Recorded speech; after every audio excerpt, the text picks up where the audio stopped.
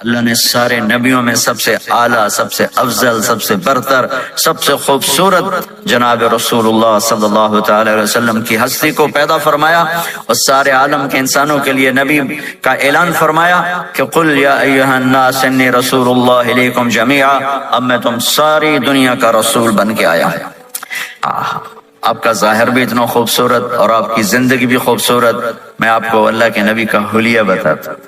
آپ تشریف لے جا رہے ہیں مکہ چھوڑ کے مدینہ، راستے میں بھوک لگی، رابغ ایک خیمہ دیکھا، وہاں ایک بوڑھی عورت بیٹھی۔ آپ نے ان سے کہا ماں جی کچھ کھانے کو ملے گا، پیسے دیں گے؟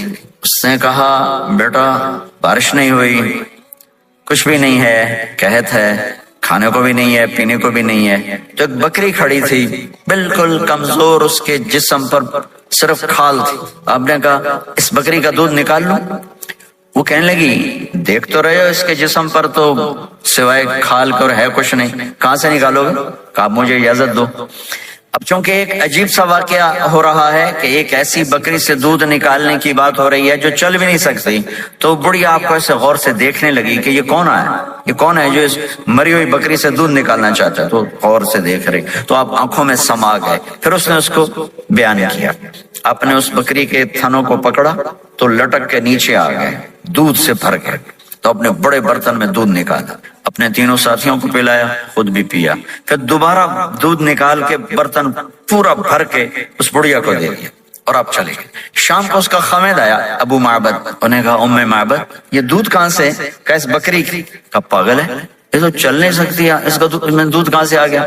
کہا ایک نوجوان آیا تھا، اس کے ہاتھوں میں کوئی تاثیر تھی، جادو تھا، جس سے یہ دودھ نکلا ہے۔ وہ کہنے لگا ان عتیلی، بتاؤ وہ کیسا تھا؟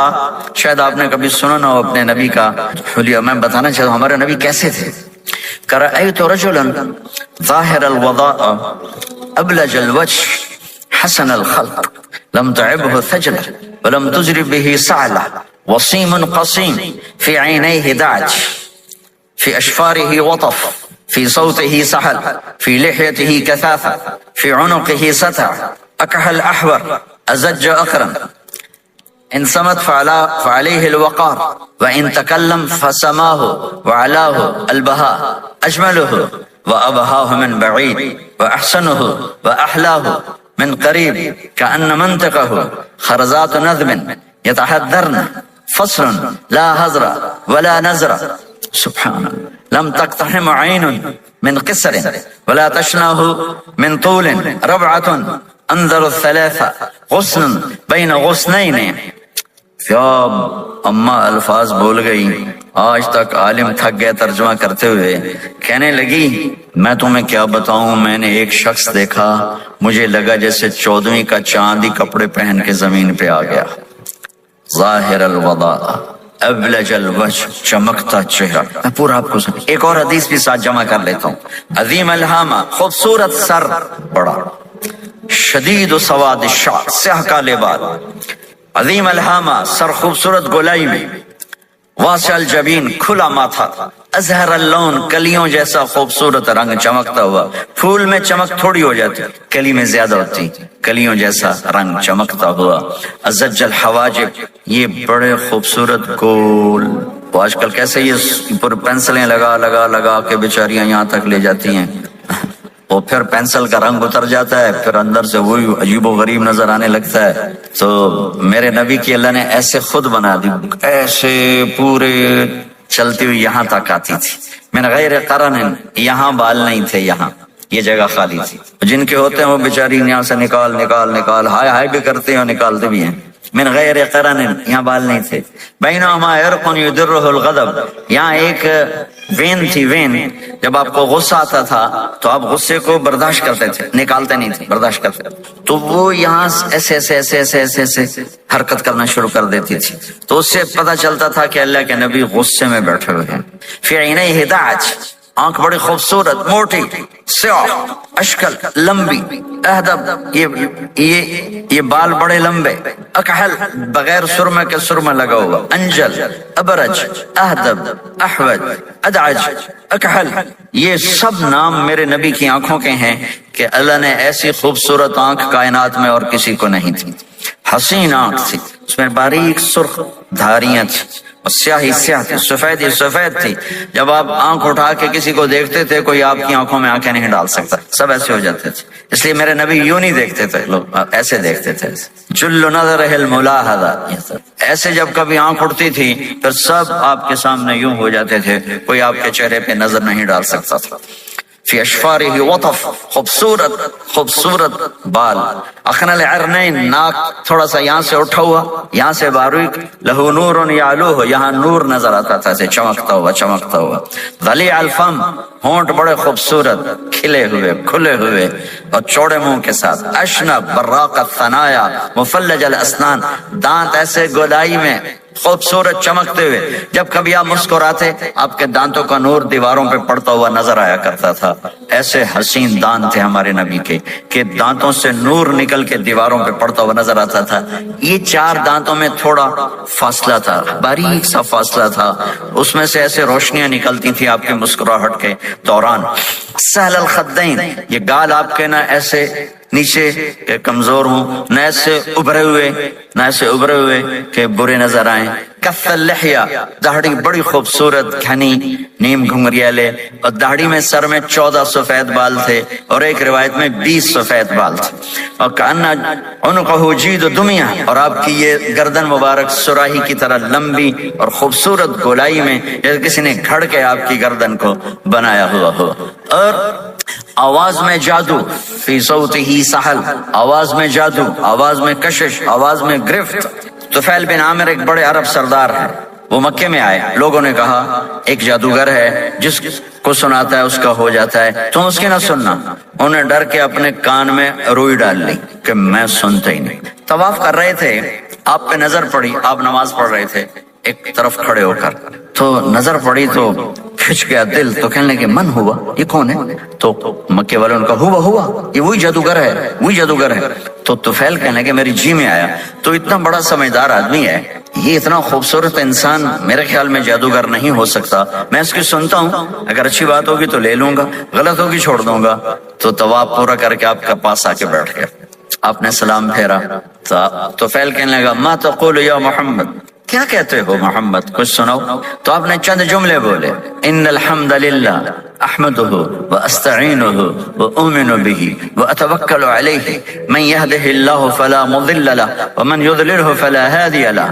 تو وہ تڑپ گئے. میرے آپ کے لیے کوئی کشش نہیں ان کلمات میں ترجمہ بھی کر دوں تو کوئی کشش نہیں، لیکن وہ عرب سمجھنے والے وہ کہنے لگا اعد فقد بلغنا قاموس البحر، ارے ذرا دوبارہ سنانا، تیرے ایک جملے نے 7 سمندر کا پانی پی لیا ہے. تو آپ نے دوبارہ سنایا ان الحمد للہ احمدہ واستعینہ واؤمن بہ واتوکل علیہ من یہدہ اللہ فلا مضل لہ ومن یضلل فلا ہادی لہ. تو کہنے لگا مجھے کلمہ پڑھا دے. آواز میں ایک کشش تھی، جو سنتا تھا وہ کھچ جاتا تھا. خوبصورت آواز. بعید ما بین المنکبین، چوڑی چھاتی کھلی چھاتی. عریض الصدر، چوڑا سینہ. سواء البطن والصدر، سینہ اور پیٹ برابر.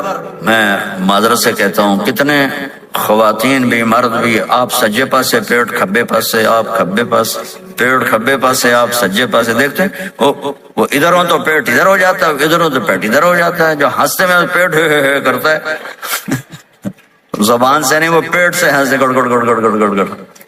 میرے اللہ کو انتہائی ناپسند ہے، موٹا چاہے عورت ہو چاہے مرد ہو. اور مولوی موٹا تو سب سے برا لگتا ہے. بھائی احتیاط سے کہو، اللہ تعالیٰ نے کھانے کے لیے نہیں پیدا کیا ہے، اللہ نے کسی کام کے لیے پیدا کیا ہے. تو کھانے پینے کا وقت اللہ نے آگے رکھ دیا ہے، خوب ڈٹ کے کھا لینا. حلال بھی کھاؤ، احتیاط سے بھی کھاؤ. کلو واشربوا ولا تسرفوا. اور اللہ تعالیٰ نے کھانے کا والتین والزیتون وطور سینین وهذا البلد الامین، اللہ نے اعلیٰ ترین غذا کی قسم اٹھائی اور اس میں ذائقہ نہیں دیکھا. نہ انجیر کا ذائقہ ہوتا ہے اتنا اچھا، اور زیتون تو ویسے ہی کڑوا ہوتا ہے. تو یہ اللہ تعالیٰ سموسے پکوڑے کی قسم نہیں کھا سکتا تھا، مجھے سموسے کی قسم، مجھے پکوڑے کی قسم. تو اللہ نے ہمیں کھانے کا سلیقہ بتایا، طریقہ بتایا کہ اپنے یہ بوفے نہ کرو. بوفے 50 چیزیں پلیٹ میں ڈال لی اور پھر لگے ہیں جانوروں کو ذرا کھاتے ہی جا رہے ہیں. میرے نبی سے ایک وقت میں 1 سالن کھاتے تھے، 1 2 کبھی نہیں کھائے 1. اور زندگی بھر میرے نبی نے باسی کھانا نہیں کھایا، صبح کا پکا شام نہیں کھایا.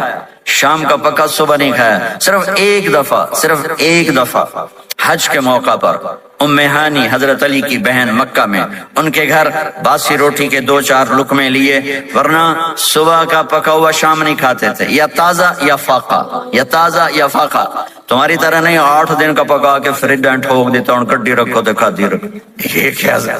یہ بھی کچھ 8 دن کا پکا کے کٹھا ہی ٹھوک دیا اندر۔ اب نکال کے بیگم اپنے ٹائم پہ گرم کر کے کھا رہی، میاں صاحب اپنے ٹائم پہ گرم کر کے کھا رہے ہیں، اب پہ برتن صاف کیتی جاندے ہیں، اب پہ کینیڈا، مطلب پتہ نہیں کیا پڑا کینیڈا۔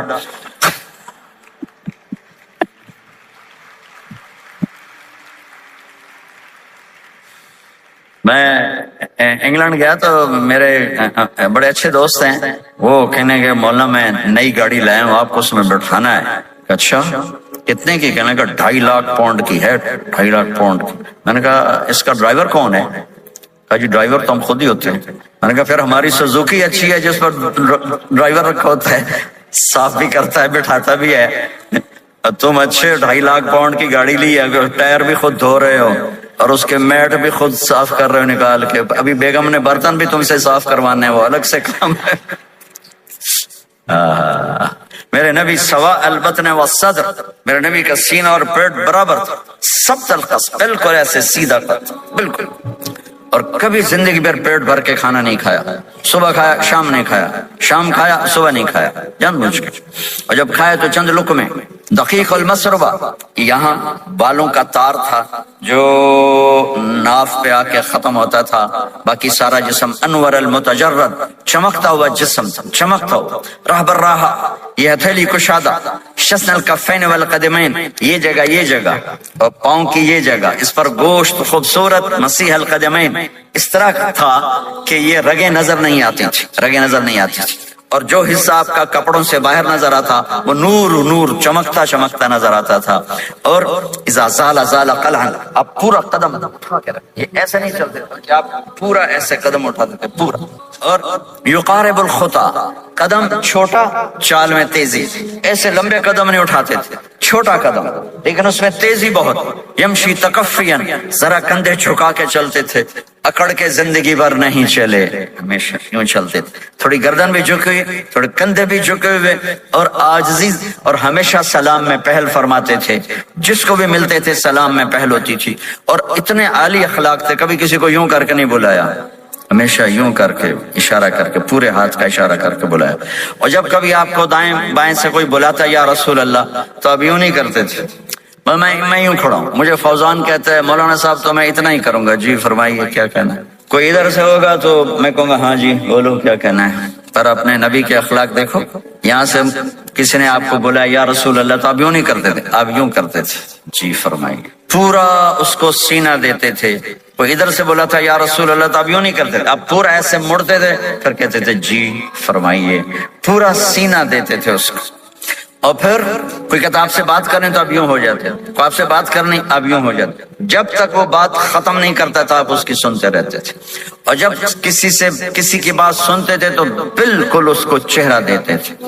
یہ موبائل نے ہمارے اخلاق برباد کرتے، بچہ ماں سے بات کرتا ہے وہ بیٹھی موبائل دے، ہاں بولو کیا کہتے ہو، سن رہی ہوں، بولو سن رہی ہوں، آنکھیں ادھر ہوتی ہیں اور کان ادھر ہوتے ہیں، یہ جس سے بھی آپ ایسا کرو گے آپ نے اس کے دل کو تباہ کر کے رکھ دیا۔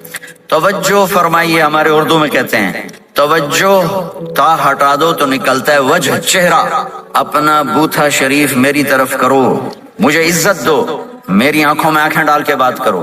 آپ کو صحیح سچا واقعہ سناؤں، ہمارے فیصل آباد میں ایک خاتون اسکول ٹیچر تھی، تو وہ پیپر چیک کر رہی تھی تو رونے لگی مارکنگ کرتے ہوئے، تو ان کے ہسبینڈ نے پوچھا کیوں روئی ہو، تو اس نے ایک پیپر نکال کے دے دیا، کہا اس کو پڑھو، تو اس میں ایک سوال تھا کہ بچوں سے کہ آپ کیا بننا چاہتے ہیں، تو بچے نے لکھا تھا میں اسمارٹ فون بننا چاہتا ہوں، کہ میں دیکھتا ہوں کہ میری ماں اور میرے جو فادر ہیں وہ مجھے اتنا توجہ نہیں دیتے جتنا اپنے فون کو توجہ دیتے ہیں، میں ان سے بات بھی کروں تو وہ اپنے فون میں لگے ہوتے ہیں اور اسی میں لگے مجھ سے بات کرتے ہیں، میرا جی چاہتا ہے میں بھی اسمارٹ فون ہوتا۔ تو ان کے خاوند نے پوچھا تو کیوں روئی ہو، کہ یہ تیرے میرے بیٹے نے لکھا ہے، یہ اوپر تو رول نمبر تھا نا، ان کو تو پتا تھا کس کا رول نمبر ہے، باپ کو نہیں پتا تھا، کہ یہ تیرے میرے بیٹے نے لکھا ہے کہ میں اسمارٹ فون بننا چاہتا ہوں۔ تو یہ ضرورت کی چیز ہے، لیکن اب آپ تو اپنا کلچر بھول گئے. مراسی بڑی ایک عالیشان قوم ہوتی ہے ہمارے پنجاب میں, تو وہ ہماری پنجابی کی مثال ہے, میراسیاں دا پتر جمے انہیں چوم چوم کے مار چھڑیا. تو یہ سمارٹ فون نے تمہیں ٹوائلٹ میں بھی فارغ نہیں رکھا, ٹوائلٹ میں بھی سودے کر رہے ہوتے ہیں بیٹھے ہوئے. تو ہر چیز کی ایک ترتیب ہے. میرے نبی جب کسی کی سنتے تھے تو پوری طرح متوجہ ہوتے تھے, چھوٹے کو بھی عزت دیتے تھے, بڑے کو بھی عزت دیتے تھے. تو میرے اور اللہ کے درمیان جناب رسول اللہ صلی اللہ تعالی علیہ وسلم کی ہستی یہ واسطہ ہیں, یہ رابطہ ہیں کہ مجھے اپنی زندگی میں ڈھلنا ہے اس محبوب کے طریقے میں جس سے میرے اللہ نے پسند کیا. فلا وربک یہ قرآن کی پہلی قسم ہے, والعصر یہ قرآن کی آخری قسم ہے. فلا وربک لا یؤمنون حتی یحکموک فیما شجر بینہم ثم لا یجدوا فی انفسہم حرجا مما قضیت ویسلموا تسلیما. مجھے قسم ہے میرے محبوب آپ کے رب کی. سبحان, یہ قرآن کی سب سے خوبصورت قسم ہے اور اظہار محبت میں سب سے عالی شان قسم ہے کہ اللہ تعالیٰ یوں کہہ رہا ہے, اے میرے محبوب مجھے آپ کے رب کی قسم. خود ہی قسم اٹھاتا ہے اور انداز ایسا ہے جیسے قسم اٹھانے والا کوئی اور ہے اور رب محمد کوئی اور ہے. یہ اظہار محبت کی آخری شکل ہوتی ہے کہ قسم اٹھانے والا اپنے آپ کو دو بنا دے. مجھے آپ کے رب کی قسم. کینیڈا والوں کو بتا دیں جب تک آپ کے طریقوں پر نہیں آئیں گے میں انہیں قبول نہیں کروں گا. اللہ کے نبی کو راضی کرنا, ان کے خوشی کو حاصل کرنا.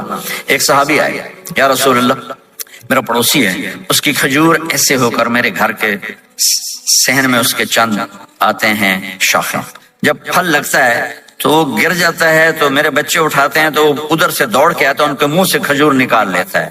آپ اسے کہیں کہ بچوں پہ اتنی سختی نہ کریں. آپ نے اسے بلایا, وہ منافق تھا, آپ نے اسے بلا کر کہا کہ یہ کھجور مجھے دے دو اور اس کے بدلے جنت میں مجھ سے ایک کھجور لے لو. وہ کہنے لگا یا رسول اللہ یہ مجھے اور میرے بچوں کو بڑی پسند ہے, کوئی اور ہوتی تو میں دے دیتا. اب چپ ہو گئے, وہ چلے گئے. ایک صحابی بیٹھے تھے ابو الدحدہ, یا رسول اللہ میں لے دوں, مجھے آپ وعدہ کرتے ہیں, مجھ سے وعدہ کرتے ہیں آپ مجھے جنت میں لے کر دیں گے؟ آپ نے کہا ہاں. تو پیچھے پہنچ گئے. کہنے لگے بھائی کھجور کا سودا کرو. جاؤ جاؤ, میں نے اللہ کے نبی کو نہیں بیچی, تمہیں کیسے بیچ دوں؟ کہنے لگے جو تیرے منہ میں آتا قیمت مانگو. کہنے لگا اپنا باغ مجھے دے دے, کھجور لے لے. باغ میں 600 کھجوریں تھیں. تو کہنے لگا پکی بات ہے, کہ چلو باغ تیرا کھجور میری. انہوں نے کہا ٹھیک, مجھے اور کیا چاہیے. 600 کھجوروں کا باغ. دوڑے دوڑے آئے, یا رسول اللہ میں نے کھجور خرید لی, آپ اب اس کو دے دیں. ہم نے کہا انہیں مجھے تو دینی, تمہیں کیسے دے دی؟ کہا جی میں نے پورا باغ دے دیا اور کھجور اس سے لے لی 600 کھجوروں کا. آپ نے کہا ہمارا پچھلا سودا کینسل, پہلے تھا ایک کھجور لے کر دوں گا, اب تیرا میرا سودا یہ ہے کہ تیرے لیے جنت میں بے شمار باغات بھی مل گئے اور تیرے لیے گھر بھی تیار ہو گئے. کم من عزق رداہا ودار فیاہا لأب الداہ داہا. انہوں نے وہیں سے چھلانگ لگائی اور دوڑے دوڑے باغ گئے. اندر نہیں گئے, باہر سے کھڑے ہو کر کہا ام الدحدہ باہر آ جاؤ, ہم نے یہ باغ اللہ اس کے رسول کو دے دیا. یہ میرے عزیزو جہاں بھی رہو محمد مصطفیٰ صلی اللہ علیہ وسلم کی مبارک اور پاکیزہ زندگی کو اپنا ساتھی بنا لو تو یہ جہان بھی آپ کا ہے, وہ جہان بھی آپ کا ہے. کوئی مشکل زندگی نہیں ہے, چند فرائض ہیں. 5 وقت کی نماز ہے, کیا زور لگتا ہے, کتنی دیر لگتی؟ 5 وقت نماز میں کتنی دیر لگتی؟ اور مسافر ہو تو آدھی ہو جاتی. روزہ سال کے بعد آتا ہے, آپ کے تو روزے ٹھنڈے ہوتے ہیں, چلو لمبے ہوتے ہیں لیکن ٹھنڈے ہوتے ہیں. ہمارے روزے تو بڑے گرم ہوتے ہیں, وہ بھی سال کے بعد ہے. اس میں بیمار ہو جاؤ تو معاف ہے, سفر میں ہو تو معاف ہے, بعد میں رکھ لینا. زکوٰۃ وہ مالدار پر ہے, حج مالدار پر ہے, غریب پر نہ زکوٰۃ ہے نہ حج ہے. تو پیچھے صرف ایک نماز رہ جاتی. نماز ایک ایسی دولت ہے جس کے بارے میں کوئی گنجائش نہیں ہے کہ اسے ہر حال میں ادا کرو. اگر اس میں کوئی گنجائش ہوتی تو مجھے میدان کربلا میں میرے نبی کے نواسے کی جب گردن اڑائی جا رہی تھی اور نماز کا ٹائم ہوا ہے تو آپ نے کوفے والوں سے کہا تھوڑی دیر رک جاؤ, مجھے نماز پڑھنے دو. تو انہوں نے کہا ہم نماز پڑھنے کے لیے جنگ نہیں روکیں گے. تو آپ نے فرمایا پھر ہم نماز نہیں چھوڑیں گے. آپ نے آدھوں کو لڑائی پہ لگا دیا اور آدھوں کے ساتھ مل کر آپ نے نماز ادا فرمائی. پھر ان کو لڑائی پہ لگا دیا اور پہلوں کو کہا نماز پڑھنے کو, اور عصر سے پہلے سب کے سر کٹ کے نیزوں پہ چڑھ گئے. تو ایک نماز ایسی چیز ہے, بہت بڑا مجمع اہل ایمان کو, نوجوان بھی ہیں, بچے بھی ہیں, بچیاں بھی ہیں, خواتین بھی ہیں, حضرات بھی ہیں. میرے نبی کی زندگی میں نماز, میرے نبی جب دنیا میں تشریف لائے اور لیڈی ڈاکٹر ہی کہہ لو، دائی شفا بنت اسد، انہوں نے آپ کو ماں کے پہلو میں لٹایا تو آپ نے ایک دم ایسے کروٹ بدلی اور سجدے میں لمبا سجدہ کیا، پھر اس کے بعد سر اٹھا کے یوں کیا اور اس ہاتھ کا سہارا لے کر اس ہاتھ کو یوں اٹھایا اور ایسے انگلی کو کیا تو ایک پورے عالم میں نور ہی نور پھیل گیا اور آپ گرے، اور پھر اس بچہ جیسے ہوتا ہے ویسے آتے ہی اعلان کیا کہ میں سجدے لے کر آ رہا ہوں، اور جب آپ دنیا سے جا رہے تو آپ نے کہا نماز نماز نماز نماز نماز نہ چھوڑنا۔ عبادات میں ایک نماز ایسی ہے جس میں گنجائش نہیں۔ اور اس کے بعد دوسری زندگی میں چند چیزیں ہیں، چند چیزیں، ان سب کا خلاصہ کروں تو چار چیزیں ہیں، سب کا خلاصہ کروں تو چار باتیں، وہ بھی حدیث پاک میں میرے نبی نے فرمایا اربع من کن فیہ ما ضرہ ما فاتہ من الدنیا، چار باتیں لے لیں اس سارے ہال کے حاضرین حاضرات سامعین سامعات، تو میرے نبی فرماتے ہیں اس کو سب کچھ مل گیا، سب کچھ مل گیا، چار باتیں سب کچھ مل گیا، صدق حدیث، حفظ امانت، حسن خلیقت، عفت فی طعمت، چار باتیں، سچ بولے جھوٹ نہ بولے، سچ بولے جھوٹ نہ بولے، دیانتداری سے کام کرے دھوکہ نہ دے، اخلاق اچھے ہوں بد اخلاق نہ ہو، رزق حلال ہو حرام نہ ہو، چار باتیں جو کر لے گا وہ پورا دین اس کے ہاتھ میں آ جائے گا۔ عبادات کے بعد نماز فرائض، تو ایک سچائی ہو، ایک دیانتداری ہو، ایک اخلاق اچھے ہوں اور ایک رزق حلال ہو تو ہر چیز آپ کے تابع اللہ تعالیٰ کر دے گا۔ یہ پورے کا پورا دین ہے جو میرے نبی لے کر دنیا میں تشریف لائے۔ یہاں کے ماحول میں دوڑ لگی ہوئی ہے اور ایک دوسرے کو خیال کرنا یا اس کے لیے وقت نکالنا، خاص طور پر جہاں والدین پوری دنیا میں ہی پریشان ہیں لیکن ان ملکوں میں زیادہ پریشان ہیں کہ پتہ نہیں سسٹم ایسا ہے یا قدر کوئی نہیں ہے، لیکن میرے نبی نے فرمایا تھا کاش میری ماں زندہ ہوتی تو تم لوگ دیکھتے میں کیا کرتا، میں عشاء کی نماز کے مصلی پہ کھڑا ہوتا، سورۃ فاتحہ پڑھ رہا ہوتا اور ادھر سے میری ماں مجھے پکارتی محمد، تو میں ماں کے لیے نماز توڑ دیتا۔ ایک صحابی کا پیغام آیا ان کی بیگم کا کہ وہ مر رہے ہیں لیکن کلمہ نہیں پڑھا جا رہا، تو آپ تیزی سے اس کے گھر گئے، دیکھا تو وہ بول رہے ہیں، آپ نے کہا کلمہ پڑھو، کہا یہ نہیں پڑھا جاتا، ویسے بول رہے ہیں نہیں پڑھا جاتا۔ آپ نے پوچھا اس کے والدین میں کون زندہ ہے، کہا جی ماں زندہ ہے۔ آپ نے کہا بلاؤ، کہ ماں آ گئی۔ آپ نے کہا تم اس سے ناراض ہو، کہا جی ناراض ہوں۔ کیا ناراضگی ہے؟ کہ یا رسول اللہ بدتمیزی سے بولتا تھا، بس اور کوئی ناراضگی نہیں، بہت نیک بچہ ہے، تہجد بھی پڑھتا ہے، روزے بھی رکھتا ہے، قرآن بھی پڑھتا ہے، مجھ سے بولتا ہے تو سخت ہو کے بولتا، ریش ہو کے بولتا۔ تو آپ نے کہا معاف کرتے ہو؟ کہا نہیں میں نہیں معاف کرتا۔ تو آپ نے فرمایا میں اسے آگ لگا دوں پھر سفارش کرو گے؟ کہا ہاں پھر تو کروں گا۔ کہ اگر تو نے معاف نہ کیا تو اللہ اسے جہنم میں ڈال دے گا۔ انہوں نے کہا نہیں میں معاف کرتی ہوں۔ جب ماں نے کہا میں معاف کرتے ہوں، آپ نے کہا کلمہ پڑھو، تو اس نے کہا لا الہ الا اللہ، اور اس کی جان نکل گئی۔ پھر آپ نے ان کا جنازہ پڑھایا اور فرمایا کہ جس نے ماں باپ کو دکھ دیا اس پہ اللہ کی لعنت، اس پہ زمین آسمان کی لعنت، ان کی نہ نماز قبول ہے نہ روزہ قبول ہے نہ صدقہ قبول ہے۔ تو مجھے آپ اکثر نوجوان نظر آ رہے ہیں، آپ فیملیز والے ہیں، اپنے ماں باپ کو عزت دیں، اپنے ماں باپ کے پاؤں دھو کر پئیں، ان کی دعا لے لیں، وہ دعا آپ کو کہاں سے کہاں پہنچا دے گی۔ ماں باپ کی دعائیں وہ کام کرتی ہیں جو نہ امریکن ڈالر کرتا ہے، نہ کینیڈین ڈالر کرتا ہے، نہ برٹش پاؤنڈ کرتا ہے، نہ پاکستانی ہندوستانی روپیہ کرتا ہے۔ ماں باپ کی دعاؤں سے ساتوں آسمان کے دروازے کھل جاتے ہیں، زمین آسمان کی برکتیں سمٹ کر ان لوگوں کے پاؤں میں آتی ہیں جو اپنے ماں باپ کی دعا لیتے ہیں۔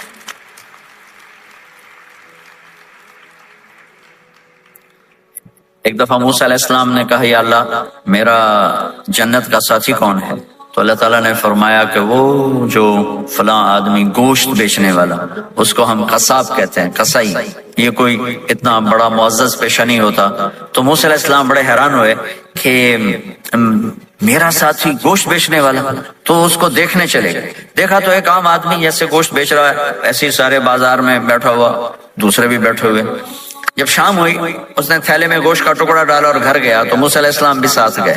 تو اس نے جا کر گوشت کو کاٹ کے ہانڈی میں چڑھایا، آٹا گوندنے لگا، آٹے کو رکھ دیا، پھر سالن تیار کیا، پھر روٹی تیار کی۔ ایک عورت بوڑھی یوں کر کے چارپائی پہ لیٹی ہوئی تھی، اس کو ہلایا جلایا، ماں جی اٹھ کے بیٹھ گئی۔ تو اس کو ہاتھ کا سہارا دے کے کھانا کھلایا، اپنے ہاتھوں سے کھلایا۔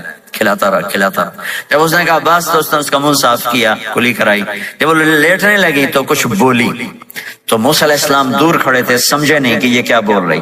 تو موسیٰ علیہ السلام نے پوچھا یہ کیا کہہ رہی تھی؟ وہ کہنے لگا حضور کیا بتاؤں کیا کہہ رہی تھی, جب بھی اس کی خدمت کرتا ہوں تو یہ مجھے دعا دیتی ہے کہ اللہ تجھے جنت میں موسیٰ کا ساتھی بنائے. تو میں تو غریب کسائی ہوں, موسیٰ تو بہت بڑا نبی ہے. تو موسیٰ علیہ السلام نے فرمایا تیری ماں نے تیرا کام کر دیا ہے, تیری ماں نے تیرا کام کر دیا ہے. میرے عزیزو, ممکن ہے ماں باپ کی خدمت کرنا, دعا لینا تمہیں یہاں مشکل نظر آئے, لیکن اللہ کی قسم اسی میں آپ کی دنیا چھپی ہوئی ہے, اسی میں آپ کی آخرت چھپی ہوئی ہے. اپنے ماں باپ کی دعا لو, اپنے ماں باپ کی دعا لو, اپنے ماں باپ کی دعا لو.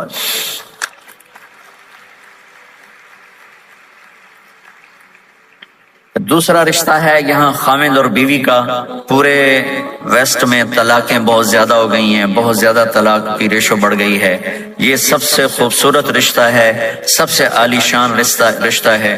اور اللہ کے نبی نے فرمایا سب سے بہترین انسان وہ ہے جو بیوی کے ساتھ اچھا سلوک کرتا ہو. اور آپ کو ایک عجب حدیث سناؤں, سب سے پہلے جو چیز قیامت کے دن میری نیکیوں اور برائیوں کو تولنے کے لیے جب اللہ ترازو لگائے گا تو سب سے پہلے جو چیز تولنے میں رکھی جائے گی وہ میرا بیوی کے ساتھ سلوک تولا جائے گا, اور بیوی کا خاوند کے ساتھ سلوک تولا جائے گا.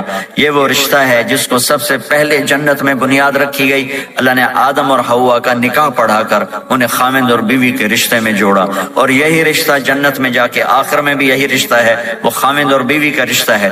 میرے نبی نے 11 شادیاں کی, اللہ کی قسم صرف ہمیں زندگی سمجھانے کے لیے کی کہ گھر میں زندگی کیسے گزاری جاتی ہے. نماز کے لیے 1 لوٹا پانی چاہیے, 10 منٹ چاہیے, لیکن گھر میں اچھے اخلاق کے لیے بہت بڑا ظرف چاہیے. بیوی کے اخلاق و خاوند کے لیے, خاوند کے اخلاق و بیوی کے لیے. یہ اتنا خوبصورت رشتہ ہے, اتنا بنیادی رشتہ ہے کہ تمام رشتے اس کے سامنے چھوٹے پڑ جاتے ہیں. ہمارا عام طور پہ جوائنٹ فیملی سسٹم ہے, ہم اپنے اس رشتے کو بچائیں باقی رشتوں کی زیادتی سے. والدین سختی کریں تو اپنی بیوی کو بچاؤ, بیوی سختی کرے تو اپنے والدین کو بچاؤ. بیچ میں تم ایک ترازو کا کام کرو. ہم اپنے گھر کو خوبصورت بنانا چاہتے ہیں تو یہ ڈالر سے نہیں خوبصورت ہوگا, یہ آپ کے اخلاق سے خوبصورت ہوگا. ایک میٹھا بول وہ بیوی کے دل کو خرید لیتا ہے, ایک میٹھا بول وہ خاوند کے دل کو خرید لیتا ہے. ایسی اولاد کے ساتھ بھی وہ شدت اور سختی نہ ہو بلکہ نرمی کا معاملہ ہو, پیار محبت کا معاملہ ہو. میرے نبی نے حسن حسین کے ساتھ 7 سال گزارے, آپ نے ایک نصیحت نہیں کی, ان کے ساتھ کھیلتے تھے, ان کو ٹائم دیتے تھے. اس طرح صفات منتقل ہوتی چلی گئیں. یہ چند چیزیں ہیں, ان کو کرتے کرتے دنیا سے چلے گئے تو دنیا بھی آپ کی ہے اور آخرت بھی آپ کی ہے. اور میں اپنی بات ختم کرنے سے پہلے, اگر کسی سے لڑے ہوئے ہو تو صلح کر لینا اٹھ کے, اگر کسی سے بات چیت بند ہے تو صلح کر لینا.